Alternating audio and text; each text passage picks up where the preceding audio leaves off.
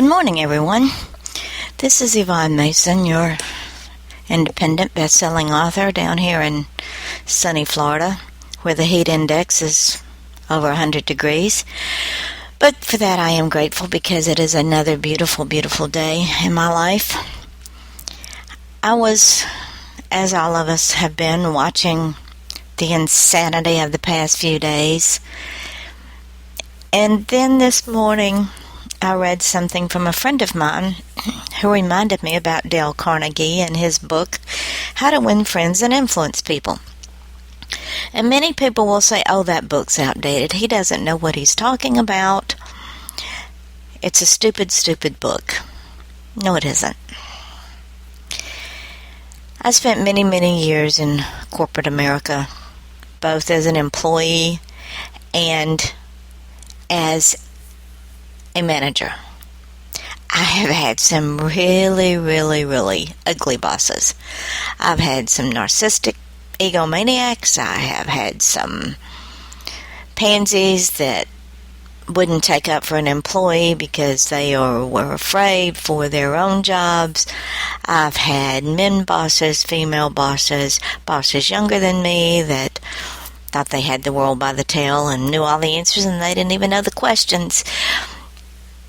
I've had to deal with people of all shapes, sizes, opinions, genders, faiths, you name it, I've dealt with it.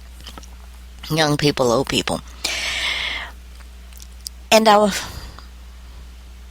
have always tried, even when I've had to bite my tongue, to treat those people the way that I always wanted to be treated, and in a lot of instances I never was. I watched my father growing up, and my father was a very charming, charismatic man, and he knew how to treat people instinctively. He didn't have to read Dale Carnegie's How to Win Friends and Influence People, because he treated people with a kindness and dignity and respect. Didn't matter the gender, the age, the color of their skin, their attitude. He treated people for the most part like he wanted to be treated. Now, my father was in business for over 60 years. He was in the heating and air conditioning business, and he never put a ad in the yellow pages. He never took out a billboard on the side of the highway, and he never put mailers out. But he always had more business than he knew what to do with, because everywhere he went, he gave out a card and a handshake. And as we got older, I picked up the phone, and the phone calls were from children and grandchildren of his original customers in the 50s, when I was a child myself. Because my father treated people the way he wanted to be treated. He knew how to win friends and influence people. So as I'm watching what's going on in the world with Black Lives Matters and protests and killings and murders and all the stupidity in the world, I stop and I think, how do I want to be treated? Do I want to scream and yell at someone because they disagree with my opinion, which, after all, it is my opinion. I'm entitled to it just as they are entitled to theirs. When I am frustrated with AT&T, because sometimes I think that most of their brains are on the level of a gnat, do I stop and think that the person on the other end of that phone may have lost a parent or a child or someone they loved, or who knows? Not always, because sometimes my own problems and grief overwhelms me. When I would manage young people in a convenience store, I had the highest volume store in the entire company, and I hired a lot of college kids from the University of Georgia, and some of them had never held a job in their life until they came to me. It was their first job. And when I would interview them, I would say, how much do you think you're worth? And they would look at me like, what?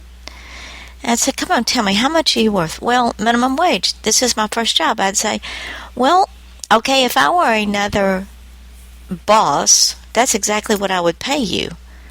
Because you're not telling me what you're going to bring to the table. For instance, are you dependable?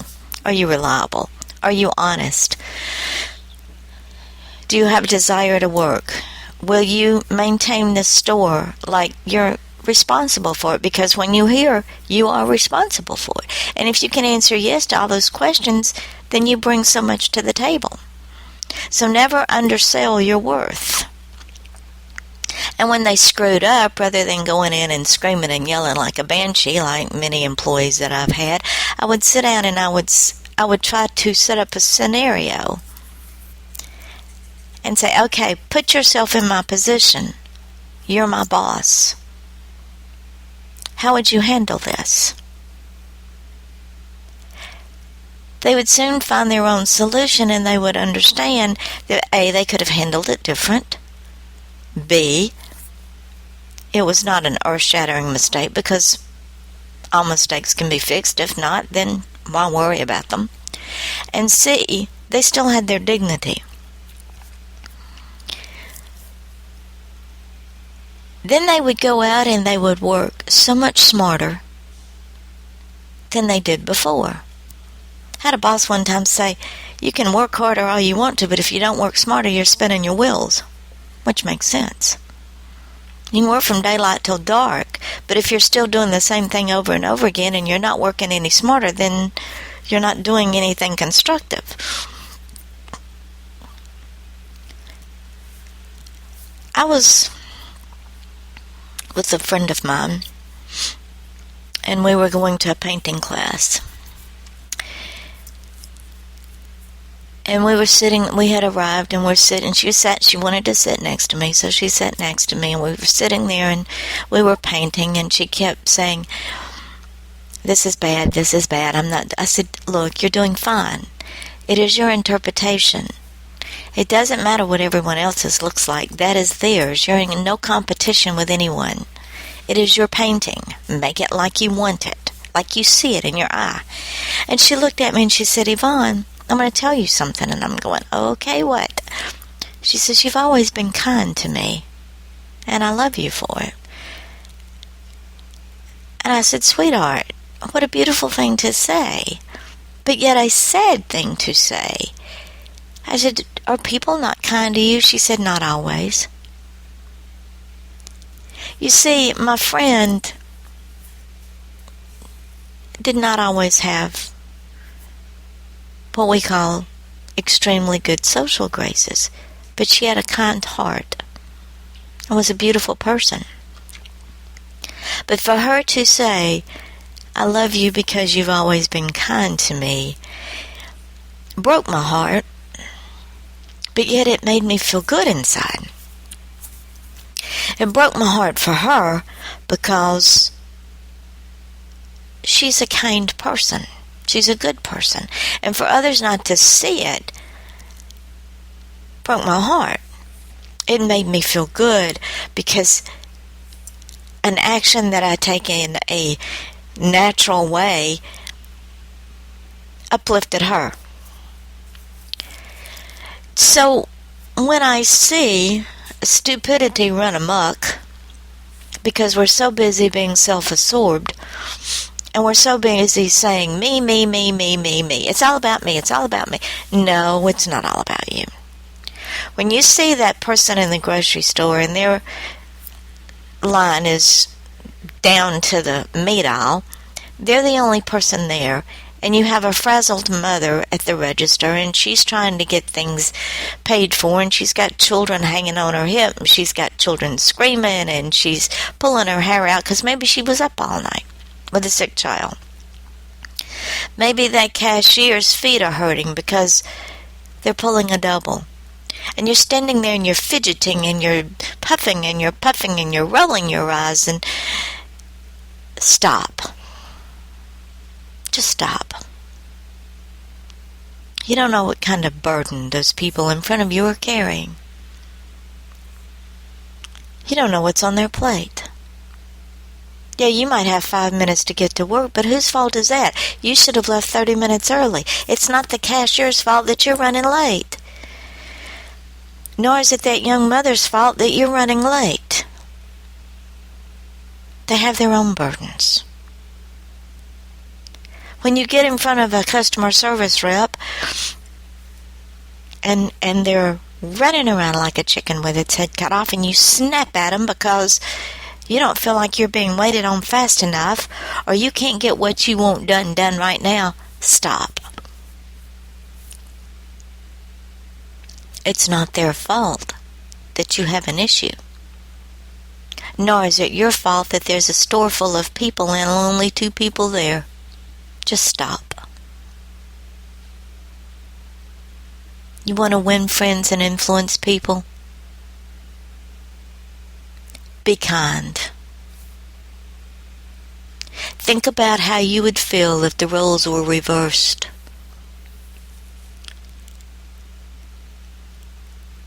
A police officer stops you because you rolled through a stop sign. You didn't stop, you know you didn't stop. But yet you're running late for something because you didn't leave 20 minutes early, so you rolled through a stop sign. A police officer stops you. Gonna make you even more late. It's not that officer's fault. It's your fault. When the officer says, license and registration, please. Don't growl at that officer. That officer may have just came from a wreck where a child was killed. That officer might have just seen his partner get hurt.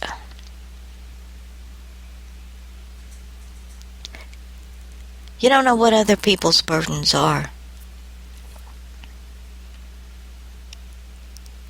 No, and they don't know what your burdens are.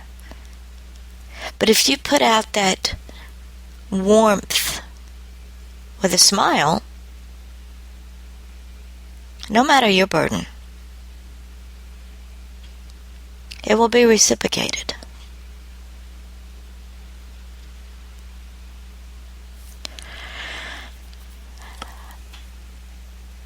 How do we win friends and influence people?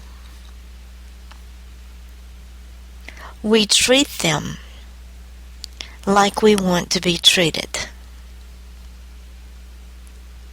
And that doesn't mean put on a false face, give false flattery. No. It means it comes from the heart. And it's like I told my children when they were in school and they would come home and complain about their teacher. I would say, find something you like about that teacher. Is it the way she wears her hair? Is it the tie he wears to school? Whatever it is, you find something you like about that teacher and you tell that teacher that you like that thing. And it works. I've left more cashiers in the grocery store with a smile on their face just by saying, keep smiling that beautiful smile. It lights up your face. And it's true. It's not flattery. I don't flatter. I don't have time for it. If I tell someone something, it's true. You will find that if you do this thing, not only will you be more successful in business, you will be more successful in your personal life, you will be more successful in your relationships, you will be more successful in your spiritual life. I'm not talking about religion. I'm talking about that peace that comes from within. Because, see, my friends, it's okay to be kind to yourself. It's okay to look in the mirror and say, you know what? My eyes are my best feature. I have some popping green eyes. I like them. It's okay. Because when you want to influence others and win friends, start with yourself. Be your own best friend. not your own worst enemy. Treat yourself like you want others to treat you. If you're ever beating yourself up and saying, I'm not worthy, I have horrible hair, I'm not tall enough, I'm not white enough, I'm not black enough, I'm not green enough, I don't wear designer clothes, so therefore I'm not influential enough. Stop. Stop.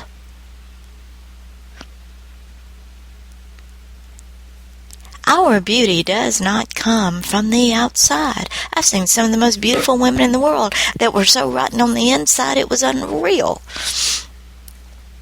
Our beauty comes from within. And it is okay for us to say, I'm beautiful and I know it. Let's be friends with ourselves.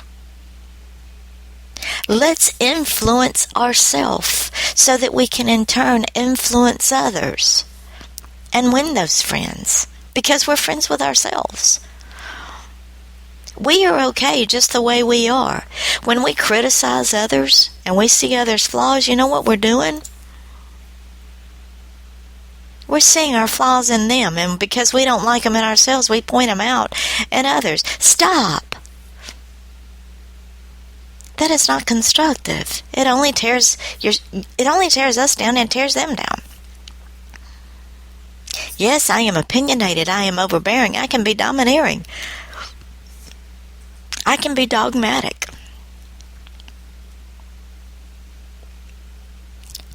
But I'm also kind, loving, loyal, have a big heart. I prefer to work on those things and see those in others rather than all the negative that they have. Because I take my negative and I make it my greatest strength, I want to encourage them to do the same. I have a friend, love him to death. He is overbearing, domineering, dogmatic, opinionated. Guess what? So am I. But this man also is loyal, loving, kind, and has a heart as big as Texas. I don't care that sometimes when he presents ideas they come over as in your face. Okay, we'll have a conversation about it.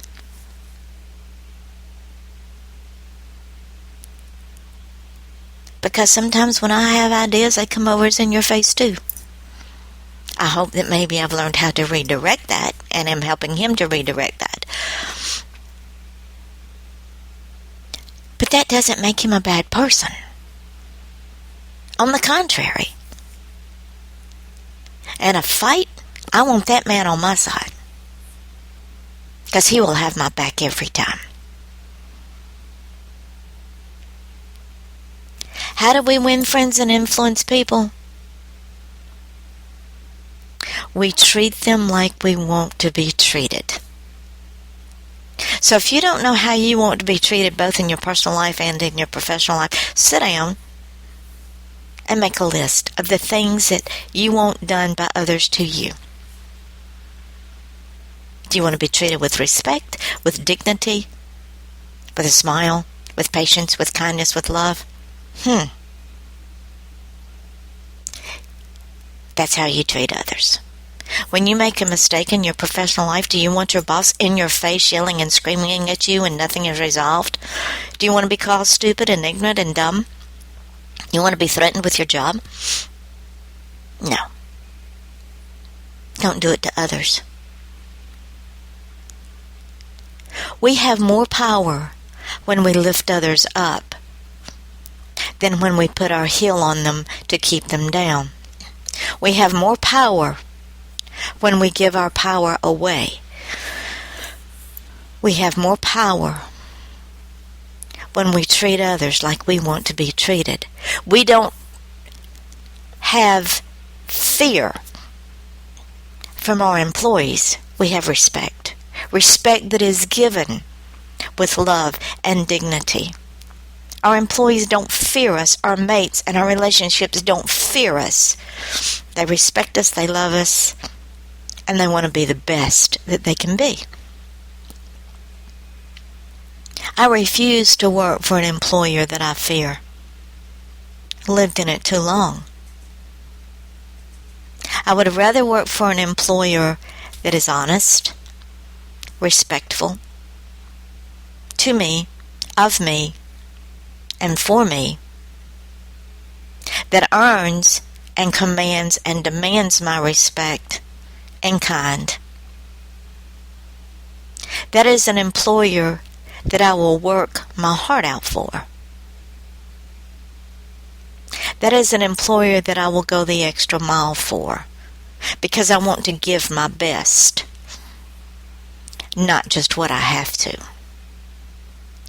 That's the kind of employer that we should all want to be. If I worked for me, that's how I would want to treat me. That is what Dale Carnegie says in How to Win Friends and Influence People. That's what it boils down to. Is what I want to work for myself. Years ago I would have said no. Now, yes. My kids would work shifts without sleep and go to school because they were treated with respect.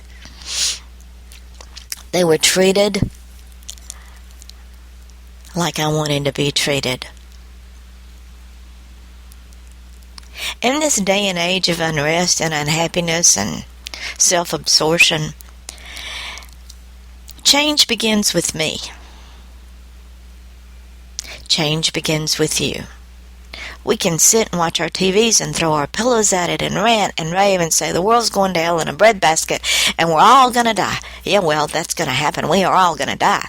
However, while we are here, we're the only ones that can make the change. We can't make someone else change. We can influence them so that maybe they want to change. But we cannot make them change. Change begins within. How do we win friends and influence people? We change within ourselves. We become a better person because it is what our desire is, not because we want to put on a front for someone else, because then that's a lie, and it will be found out.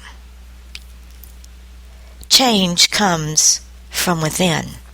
Beauty comes from within. Peace comes from within. We cannot force someone to give us a better job. We cannot force someone to like us. We cannot force someone to love us. We cannot force someone to be kind to us. But we can change ourselves. It becomes a ripple effect.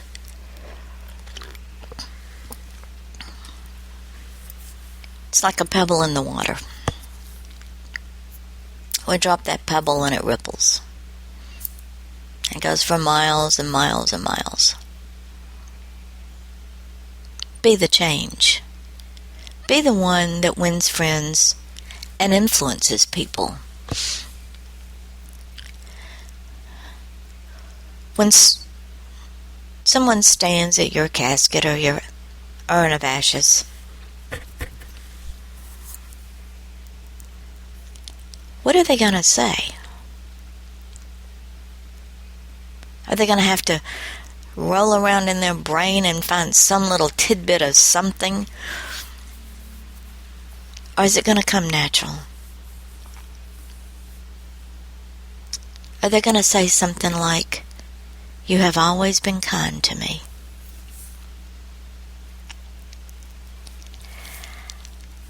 I leave you with these thoughts. Be the change that you want to be. Be the change for positive. Go back and read Dale Carnegie's book, How to Win Friends and Influence People. Yes, it's an old book, but the oldies are always goodies. Start the change with you. Leave that smile behind.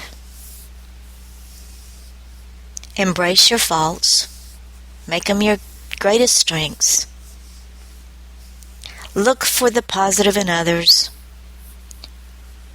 Accept them on their level in life. And help them to reach their expectations that they might not even know that they are expecting. Don't put your heel on their head. Put your hand on their heart. Lift them up. Be good to yourself. Until next time, I leave you with these words. You can find my books on Amazon. There is a new one coming out soon. Another true crime. It's called Justice for Cindy. You can find me all over the internet. I have a new website. It's www.authoryvonnemason.com.